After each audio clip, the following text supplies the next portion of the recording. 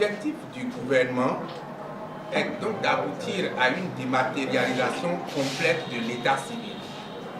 C'est pourquoi, après la réalisation du recensement administratif à vocation d'identification de la population RAVIP, l'opération de reconstitution des actes de naissance sans souche est prévue. Cette opération va démarrer le 2 juillet 2019 et sera clôturée le 17 juillet 2019. De quoi s'agit-il? Il y a de nombreux citoyens qui ont des difficultés à prouver l'authenticité de leur acte de naissance parce que leurs actes n'ont pas de souche. Soit les souches ont été altérées au fil de la manipulation des registres, soit c'est les incendies, les inondations qui ont frappé certains bureaux d'arrondissement qui ont fait périr les registres d'état civil.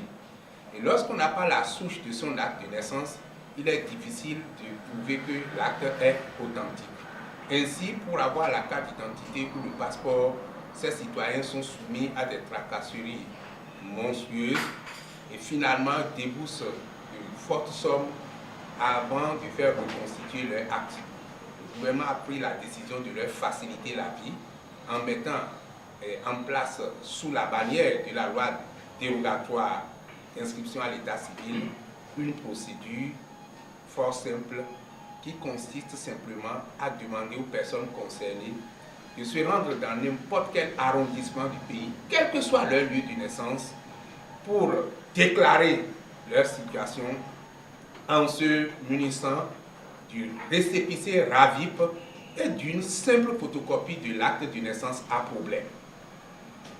Lorsqu'ils présentent l'acte, ils seront enregistrés et le récépissé RAVIP est très important parce que ce récépissé comporte un code et qui, à la lecture, permettra d'avoir accès à toutes les informations qu'ils avaient déclarées pendant l'opération du RAVIP.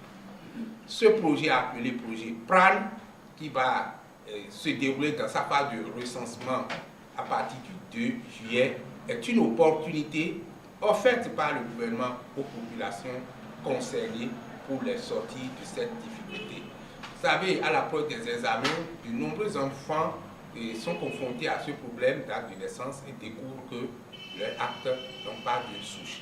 Si nous réglons ce problème, nous allons passer à une autre étape, l'étape du dématère, où on va numériser tout ce qui existe au niveau des arrondissements.